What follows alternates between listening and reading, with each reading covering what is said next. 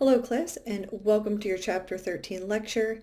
Today we're going to be discussing juvenile justice, juvenile probation, and juvenile parole. So the learning objectives for this lesson are that by the end, you should be able to analyze the similarities and differences between the juvenile and adult criminal justice systems, describe how a juvenile offender is processed and supervised in corrections, identify community-based residential placements that exist for youth, such as group homes, wilderness challenge programs, and secure treatment facilities.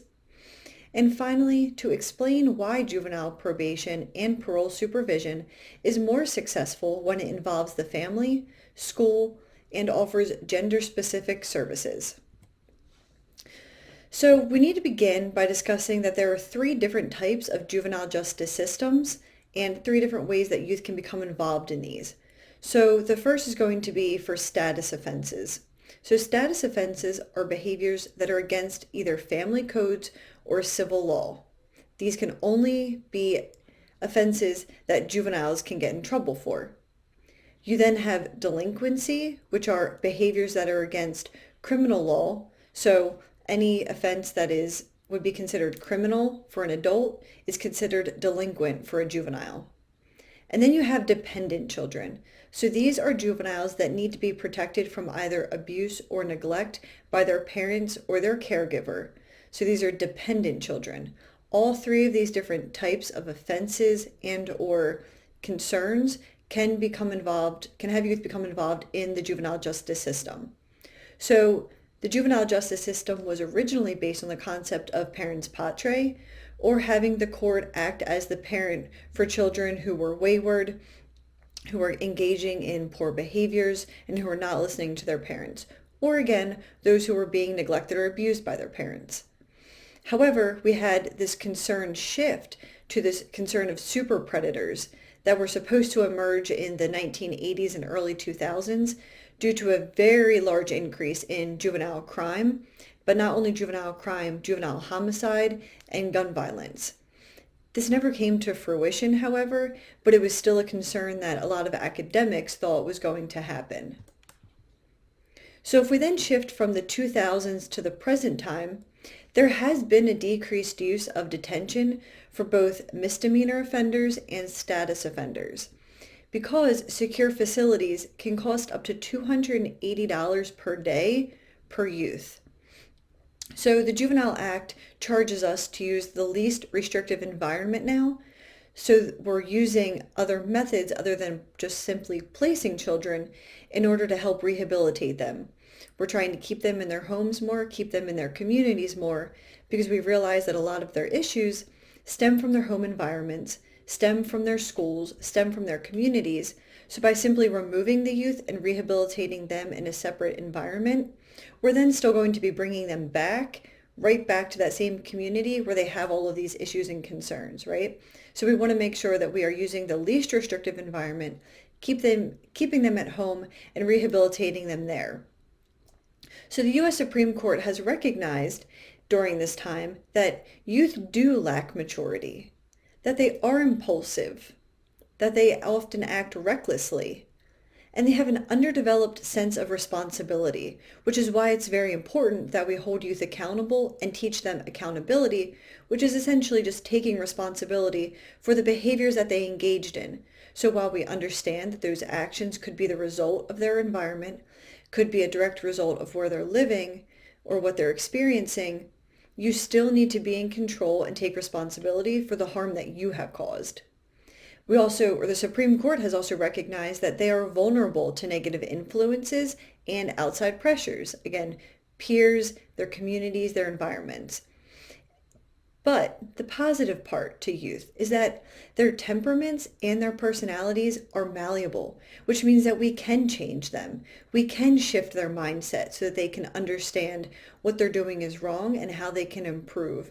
We can give them skills that can help them to deal with their environment and the issues that they're dealing with.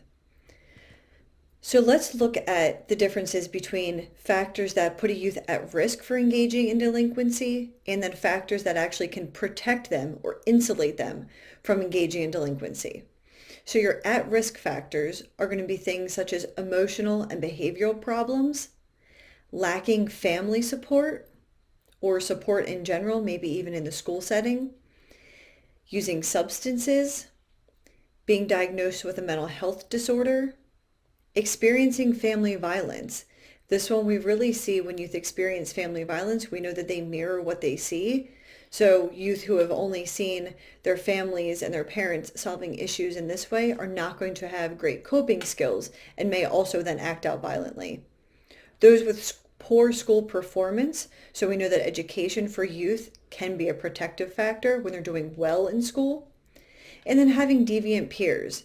Youth are highly influenced by their peers. So we need to make sure that they're around pro-social friends. So if we move down here to the protective factors, we'll see that having those supportive friendships, but not just supportive friendships, we want positive peers.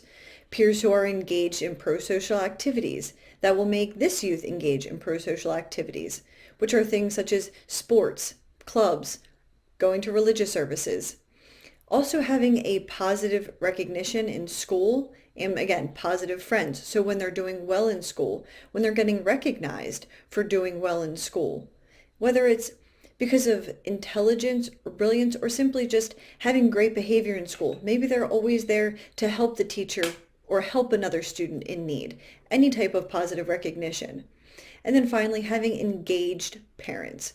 So parents that are there for the youth, that are helping to get them the help that they need when they need it, parents that are present. I can tell you I've seen parents that are very present, and I have seen parents who think that once a youth reaches the age of, 14 or 15, you're not responsible for yourself. We recently had one youth come through who we did an investigation on, and I want to say he was about 15, and the mom said, well, there's other adults in the home. He has older siblings who can watch him. I'm not there too often. His older siblings were about 21, who I'm sure were worried about being 21, as you can probably relate.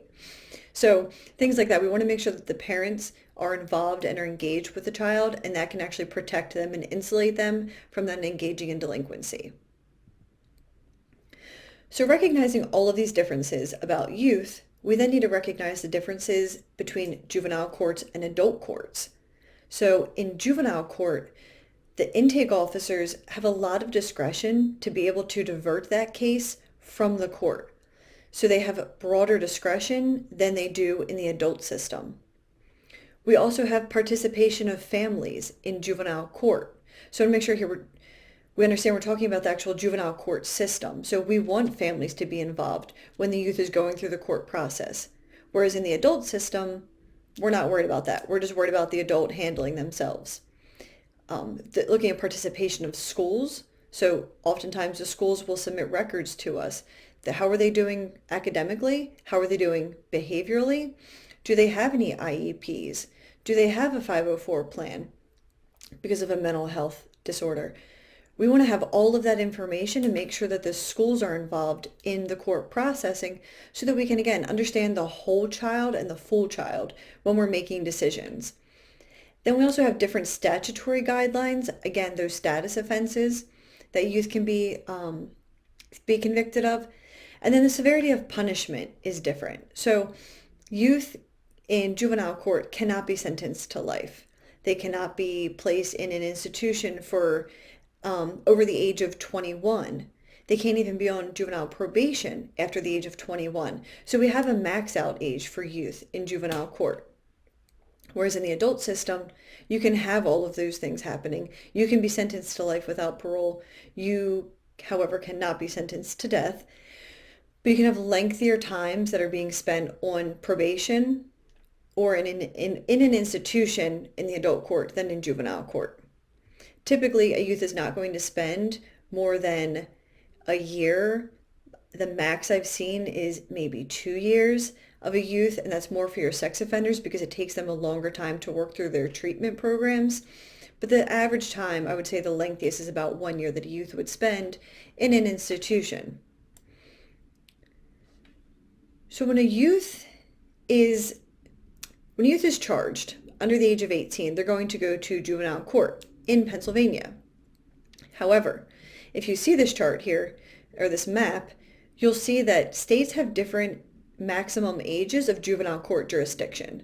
So and this has changed. If you look up this map online now, it's ever changing now because we have Raise the Age campaigns going on where we're actually trying to get every state to raise their age to 18 of being considered an adult. So any youth who is up until the age of 17 in Pennsylvania will be charged as a juvenile. However, if you notice, Texas and there was one other state on here. I'm going to look at my other screen. It's a little larger. Georgia and Texas have their upper age at 16. So we want to make sure, oh, and also Wisconsin, it looks like Montana. But again, this may have changed in the last few months. So it's concerning, or it should be concerning to you, that youth at this age are not considered an adult in the eyes of the law as far as being legal, but they can be charged as an adult. So criminal liability is based on this concept of mens rea, or a guilty mind. You've all learned this. However, it doesn't apply to youth under the age of 6. So we want to look at, can or did the youth have a guilty mind? Did they intend to do this crime? Did they understand what they were doing when they did it? So youth under the age of 6, we said that they cannot have this. Now let's look on the jurisdiction of juvenile courts based on the act that was committed. So we're going back to one of the first slides we touched on. So delinquent acts are those that are any offenses against the Crimes Code. Status offenses, again, only apply to youth under the age of 18. So these are offenses such as truancy, so not going to school, running away from home, which is more common in females, using tobacco, violating curfew laws, and drinking underage. So these are your status offenses. I would make sure that you know these. And then you have dependency cases. So these are going to be your juveniles who are either victims of abuse or neglect. But these are the different types of acts or offenses that can be committed and the jurisdiction of the court that would take over. There are, however, cases for certain offenses where a juvenile can be transferred to the adult court system for trial and sentencing, and then ultimately serving their sentence. There are 3 main methods of waiver to adult court for a youth.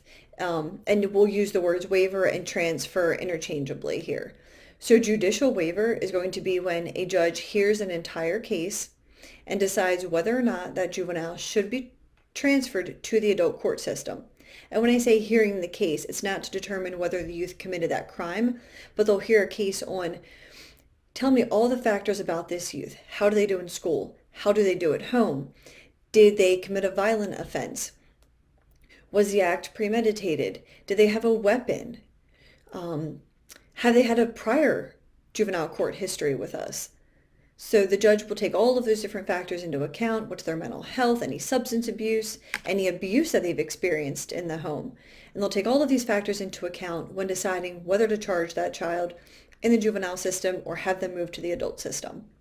You then have what is most commonly called as prosecutorial discretion or direct file, but it's also known as prosecutorial waiver or concurrent jurisdiction, where the prosecutor is making the decision to transfer the youth to the adult court.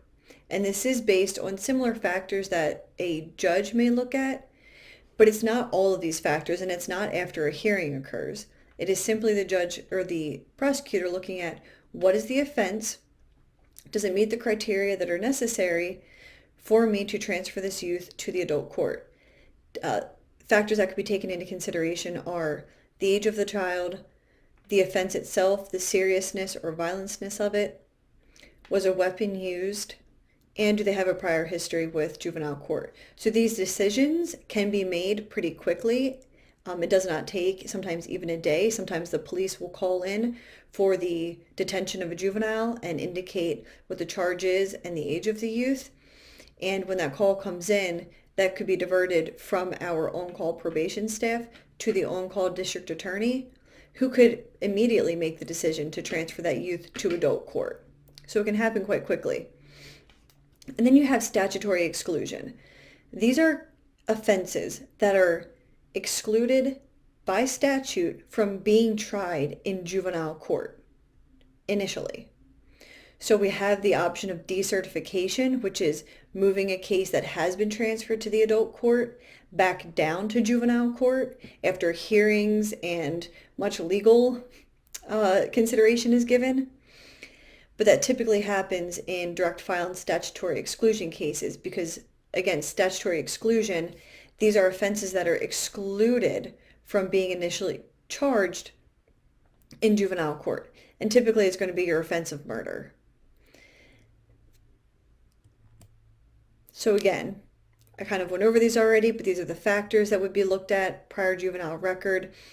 Two I didn't mention were the future danger that juvenile could have to the community. So we want to look at community safety, even victim safety, as well as so not only the prior history or record of the juvenile, but were they successful under supervision? Have they maybe been placed at 3 different facilities and failed to adjust at a few of them, so they were discharged or kicked out early? Did they maybe not respond well to probation supervision? Were they already on intensive supervision probation and were not successful at that?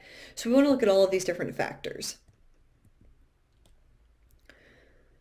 So as I sort of mentioned, the police will often call the on-call probation officer to decide what should happen with a juvenile when it's a serious offense, and say they're looking for detention of the youth.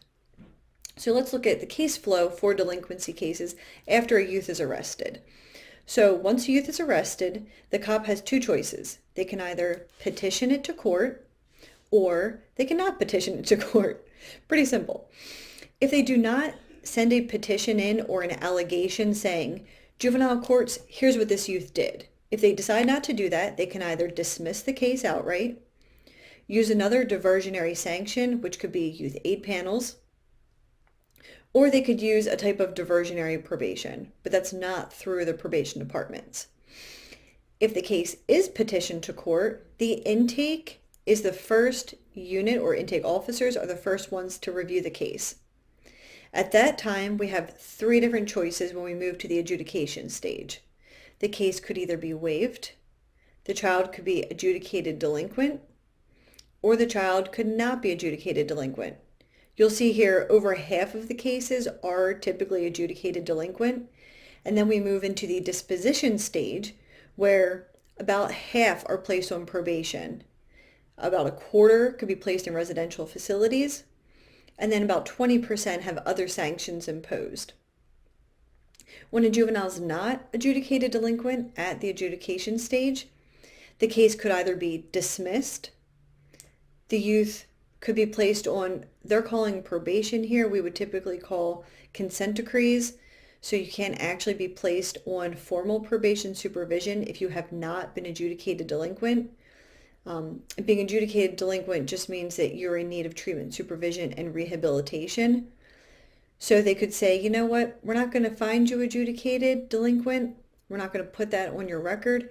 However, you do need some type of supervision. So we're going to place you on a consent decree, which just gives the juvenile, typically about 6 months, an opportunity to complete some community service, to attend therapy if necessary, and just for the courts to sort of hold on to that case for 6 months and make sure that the youth does not get in any future trouble. So this is just a quick view. You have the case going from intake, adjudication, and then to disposition. These are the 3 main processes in juvenile court, and we're going to go into those in detail in the next slides. So intake. This is where the probation officer is going to screen the case and the youth to decide how the case should move forward. These intake officers have the option to warn, counsel, and just release the youth. So that's sort of like waiving the case. The youth will come in, the officer will conduct an intake hearing and decide, you know what, this youth does not need to go any further. This was a very minor offense, and we're going to tell them don't do it again and go on. They could refer the case to outside service agencies or to things such as drug courts or teen courts. They could use a type of diversion, which is one of the most common here. You can use informal adjustments or the consent decrees I talked of. So informal adjustments are where the juvenile does not go into court and they're simply placed on what we call an informal adjustment, they may be given community service hours. They will typically be assessed court costs. And at this stage, you can order restitution, the juvenile to participate in some programming, but typically it's going to be privately done, not through juvenile probation. And typically they'll serve about 6 months on an informal adjustment. We'll make sure that they're not getting into any future trouble, that they're doing well at school, but you don't check in very frequently with these youth. Once a month, typically a phone call, because you don't want to over-service a youth and see them too frequently, because you can actually increase recidivism in a juvenile if you over-service a youth or you see them too frequently when it's not necessary, when they're doing just fine on their own. They can refer the case to court for a formal consideration of adjudication, which is where that formal actual court process would start then. Or they can refer the case to adult court or for consideration for waiver to adult court. Typically, I will say that's not going to happen at the intake level because by this point, the police and the district attorney have already gotten hold of the case and have already made the decision to transfer the youth. It typically would not make it to us before it would be waived to adult court. They will also, at the intake hearing, use different crisis interventions and screenings. So they may conduct the Pennsylvania Detention Risk Assessment in PA. Other states have their own risk assessments. But this just determines, we score the youth on their offense on various aspects of have they been involved in probation before, are they currently on probation, how serious is their current offense, on a number of factors, and then we score it, and the tool will tell you whether that youth should be detained for the safety of the community and to ensure that the juvenile appears at their next hearing, or if they should be released home. Then the MAISI is the Massachusetts Youth Screening Instrument, which is a mental health assessment. So initially when the youth comes in, we can determine right away whether they should be referred for additional mental health services, or if they're possibly in crisis at that moment. That can happen as well. And then we could refer them immediately to mental health services. We're now also incorporating trauma-informed care and trauma responses instruments into our intake level so that we can see if that youth has had any traumatic events that we should be aware of while we're dealing with their case. So when a youth is detained by the police, the book notes that they can be detained for up to 24 hours. However, I will tell you the rule in PA is only 6 hours. So from the time of arrest, that officer has 6 hours to either file a petition and detain the youth, or they must release them. They cannot hold them for more than 6 hours, which puts the police on a time crunch in having to write up an entire allegation and what the youth did, because we need that formal petition we need to receive that at the probation department and be able to process it so that the youth is eligible to go into detention. It's we call it their ticket into the youth center. You cannot detain a youth without having that formal petition filed with the juvenile probation department. And then if youth are detained for any reason in, say, in the jail or even at the precinct while the officer still may be conducting some investigation, they must be separated from adults by sight and by sound per federal law. So stepping into the next stage, which is adjudication. This is just the processing of a juvenile's case through the juvenile courts. This is the stage where there will be a finding of guilt or whether the juvenile actually committed the offense. And rather than having juries, we will have it. You can have a trial, or the youth can accept a plea deal. But if the youth asks for a trial, there are no juries. Instead, the judge will act as a fact finder and will make the determination of whether or not the youth did commit the offense. Juveniles do not have the right to a jury trial or to bail. However, I will say a caveat, there are some states, few, who do offer bail to juveniles. And again, these proceedings are going to be less formal than an adult court proceeding would be. Stepping into the disposition stage, disposition is going to be the equivalent of sentencing in adult court.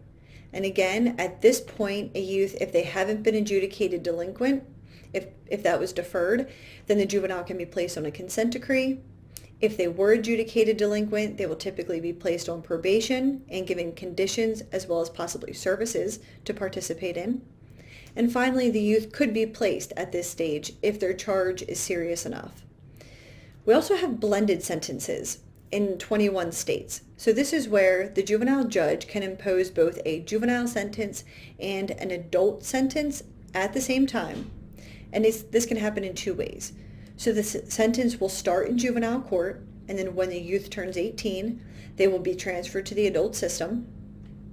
Or the juvenile will successfully complete their juvenile sanction, and then the adult sanction or sentence is suspended while they're completing the juvenile sentence. If they violate that juvenile sentence, then the adult sentence or sanction will kick in. So there's two different ways that happens. And it's simply looked at as a middle ground between traditional juvenile court and adult court sanctions. So we're saying, let's give this youth a shot. Let's give them a chance.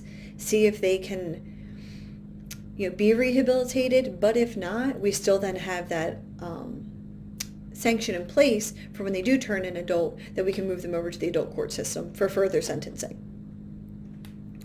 Youth can also be placed into what are considered youth courts. So these are actually conducted by youth.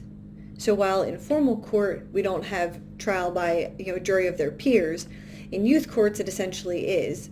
So their fellow youth are going to act as jurors to judge the youthful offender's behavior.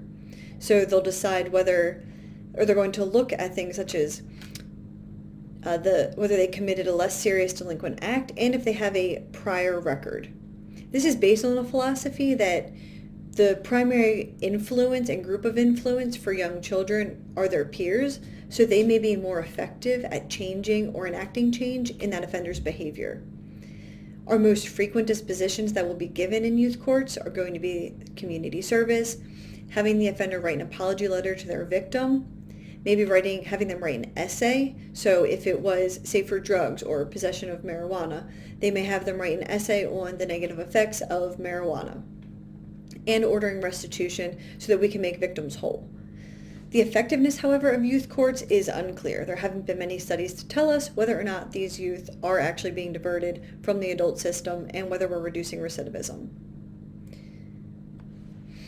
A few significant legal cases that we must keep in mind here when we're talking about sentencing of juveniles, just as we were discussing those blended sentencing and transferring youth to adult court. So in 2005, Roper v. Simmons, this case decided that it was unconstitutional to execute youth who committed their crimes before they were the age of 18.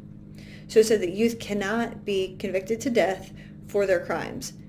Just let that sink in for a second, that's 2005.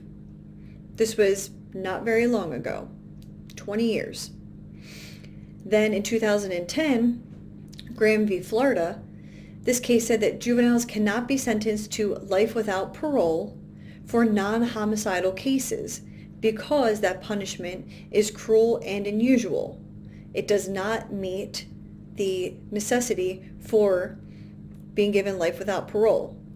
Then in 2012, the case of Jackson v. Hobbs, the courts decided that life without parole is a cruel and unusual punishment for any homicide case committed by anybody under the age of 18. So don't mistake this, however. A youth can still be sentenced to life without parole for being convicted of homicide in the adult system.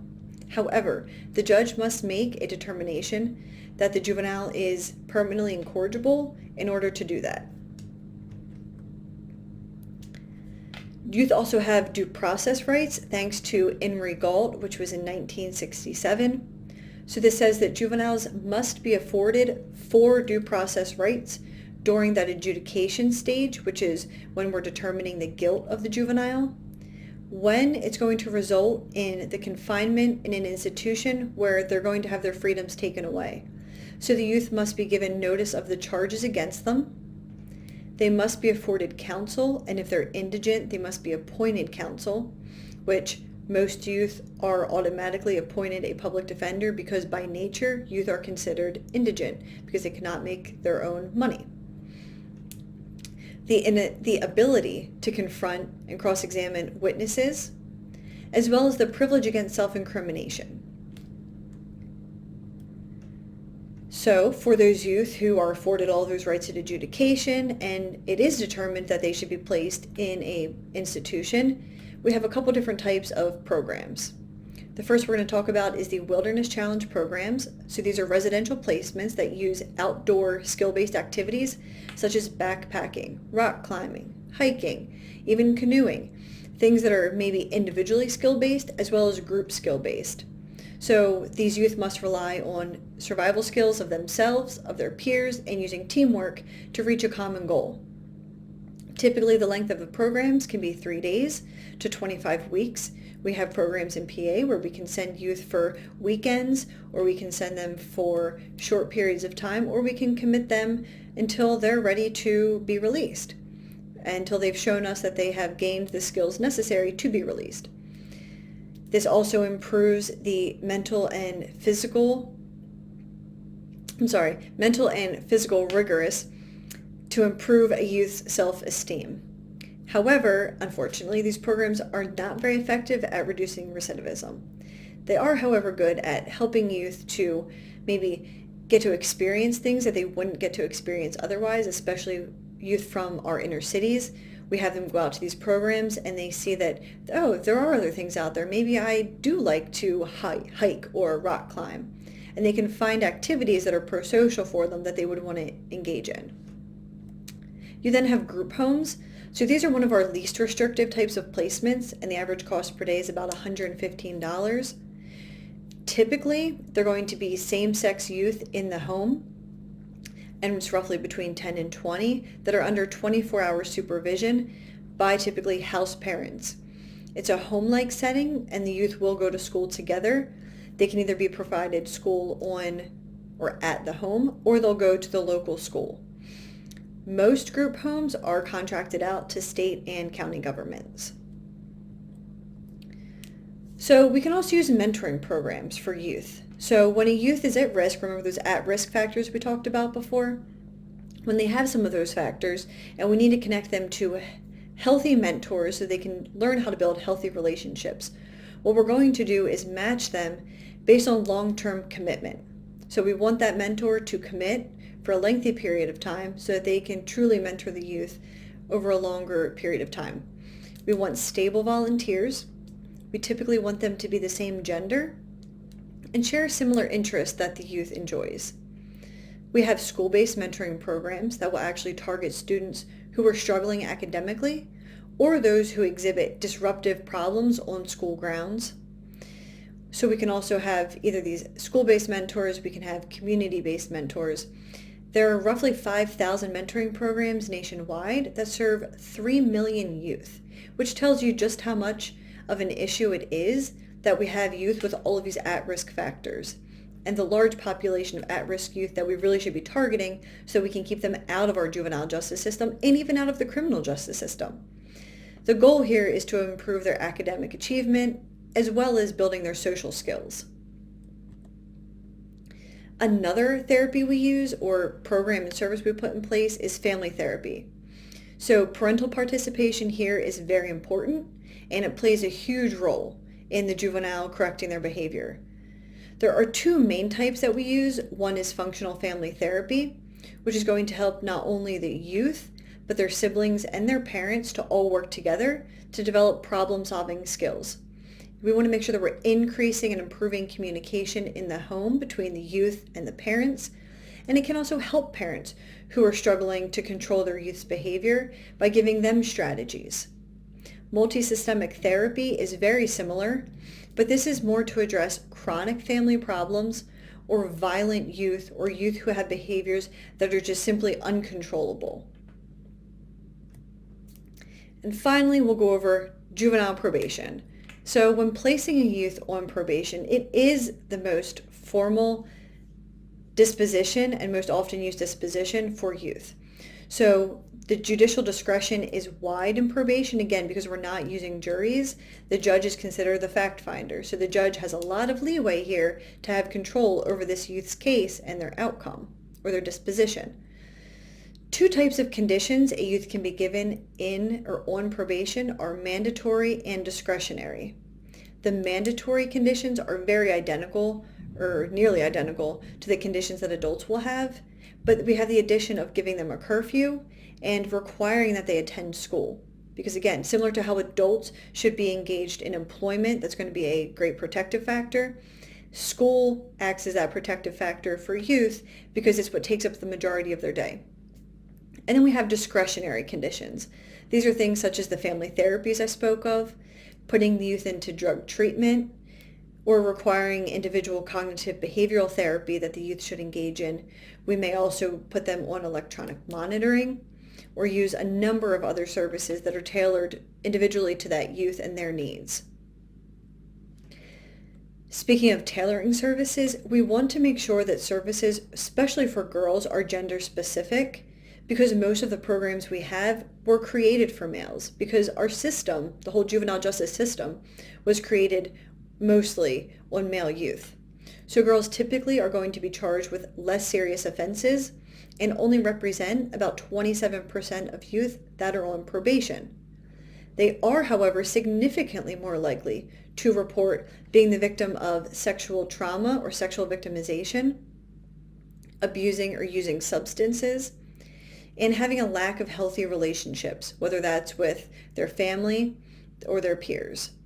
So the focus for services for girls should be on improving their self-worth, resolving and addressing any trauma that they may have experienced, and also helping them to develop healthy and positive relationships. School-based probation is another individualized or specialized unit. So you would have typically it could be considered intensive supervision probation, but it doesn't have to be. That can be separate from school-based probation. So ISP simply is having a very intensive surveillance, and the probation officer is going to have a lot of contact with serious and chronic offenders who would otherwise be placed in a correctional facility. So we're just keeping more eyes and ears on the juvenile in the community to prevent them from having to go to an institution. And one way this can be done is through school-based probation. So this is where probation officers are placed in the schools and they conduct their contacts and their work out of the school, so they have access to more information than traditional officers would have, because they're going to have more contact with the youth in school. They're going to be able to directly observe the youth behaving in the school setting, so they can increase the success of the juvenile in their educational setting. And it also leads to reduced misbehavior at school, because the youth knows that their probation officer is there and that they can be sent at any time down to talk to their PO. We want to now look at what happens when a youth comes out of an institution. So when a youth is released from an institution, it's considered placing them on aftercare, or it could be called parole. Some states like Pennsylvania, we simply call it placing them back on probation, but it still stands that it's the same type of situation. They're being released from an institution and they're re-entering their communities. The release decision here for state institutions is at the discretion of either the institutional officials. So in Pennsylvania, we do have state facilities, and the institution will tell us as probation when the juvenile is ready to be released. And in 5 states, they will actually use what are considered juvenile parole boards to determine when the youth is eligible for release. These are typically going to be your more serious offenders, your very serious robberies, again, your chronic offenders, ones who are committing violent acts, not just your typical everyday misdemeanor offender. So what's the role of a juvenile probation or a juvenile parole officer? So it's similar to adult parole officers. They'll conduct predisposition and other investigations. They'll prepare written reports and give a recommendation to either the court or the parole board. They will supervise youth who are coming out of those placements. They may even detain a youth when they violated their parole, and they'll prepare information for the courts to violate their parole or probation. They'll coordinate with not only law enforcement, but service providers, the family, and law enforcement in determining what the best disposition is for that child or the best sentence for the child. Again, the disposition or sentence is going to be what services do we need to place them on? Are we putting them on probation? What should be their curfew even? They'll provide family-centered interventions. They'll maybe place the youth on those family therapies we talked about, and also decide what suitable out-of-home care is needed when necessary. You can revoke a youth's probation or parole, and the revocation can result in the juvenile either being sent to an out-of-home community placement or a secure institution. So out-of-home community placements are typically more of like your group homes, where secure institutions are going to be those state institutions. The revocation rates for delinquent youth are going to be higher when they've been released from an institution or a training school, when they have had prior adjudications, so they have a lengthier criminal history, they've been committed to that institution at a very young age, when they're involved in either gang activity or using drugs, and when they've committed violent acts while in detention.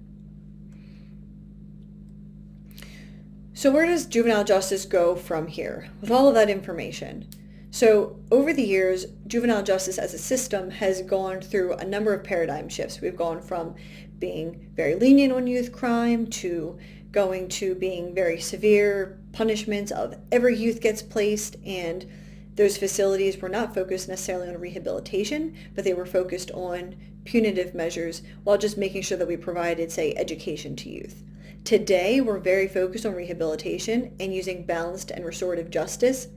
In Pennsylvania, we actually have BARJ principles, which is balanced and restorative justice principles that our juvenile systems are based on. And community-based correction programs that emphasize fear, instilling discipline, and surveillance are going to be the least effective at helping youth change their old habits and at reducing recidivism in youth, which is why we've shifted away from these types of programs. You may be familiar with the school Glen Mills. If you're not, feel free to look it up. I'll see if I can find anything online to pop into the module. But that was a program that was used for a number of years. It had a beautiful campus. Youth got their education, they received services, they had awesome sports teams. However, it was found that youth were being physically abused, they were being mentally abused, and verbally abused at this facility. So it has since shut down. So in sum, juvenile justice has been established on this idea of parens patriae, or the courts acting as a parent for the child. Juvenile court jurisdiction is based on their age and the act that they've committed, whether or not they're going to be retained in juvenile court or whether the case will be sent to adult court. Delinquency are acts that would be considered criminal if it was committed by an adult. We have 3 major steps in a juvenile's processing of their case, including the intake, adjudication, and disposition. Intake is where the intake officer will make a decision of where the case should go, whether it should be diverted from court or sent to court. Adjudication is where we determine the guilt of the juvenile, and the judge will make that determination. And then disposition is equivalent to sentencing the youth. Should we place them on probation, in an institution, or use some type of diversionary practice? Juveniles can be transferred to the adult court for both trial and sentencing. Probation in juvenile court is going to be the most common disposition youth are given. School-based probation can decrease delinquency in the school settings. And most release decisions are going to be made by either a committee at an institution when a juvenile ages out of that institution. So that was your Chapter 13 lecture on juvenile justice and juvenile probation. I hope you all enjoy your week.